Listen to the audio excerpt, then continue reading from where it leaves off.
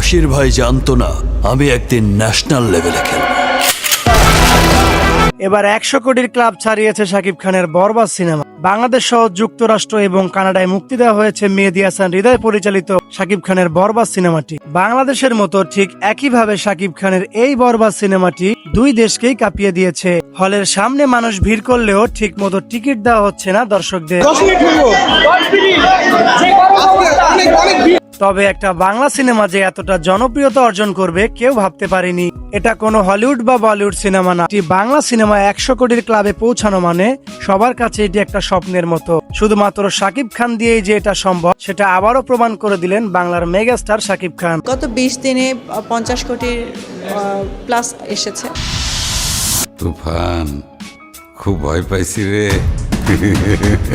শাকিব খান একের পর এক যেই সিনেমা নিয়ে আসছে আর সেই সিনেমার রেকর্ড শাকিব খান নিজেই ভেঙে দিচ্ছে। যেমনটা আমরা দেখেছিলাম শাকিব খানের প্রিয়তমা দিয়ে। শুধুমাত্র বাংলাদেশ থেকে প্রিয়তমা দিয়ে বক্স অফিসে ইনকাম করেছে 41 কোটি টাকা।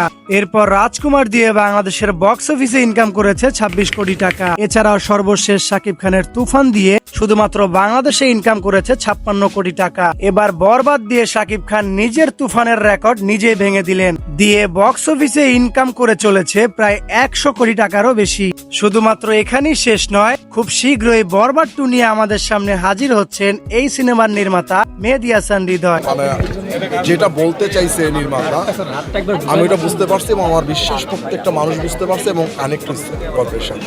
মেহেদী হাসান হৃদয় বলেছেন, বরবাদ যেভাবে কাঁপাতে শুরু করেছে খুব শীঘ্রই আমরা বরবাদ 2 নিয়ে আসছি সবার সামনে, যেখানে বরবাদকে শুধুমাত্র ট্রেইলার হিসেবে উপস্থাপন করা হয়েছে আর বরবাদ 2 হচ্ছে আসল সিনেমা। তার মানে সামনে আমরা খুব বড় একটি ধামাকা দেখতে চলেছি। যেই কথাটি জানালেন এই সিনেমার পরিচালক মেহেদী হাসান হৃদয় এবং প্রডিউসার। যাই হোক, তার মানে খুব সামনে আমরা ভালো একটি ধামাকা দেখতে চলেছি।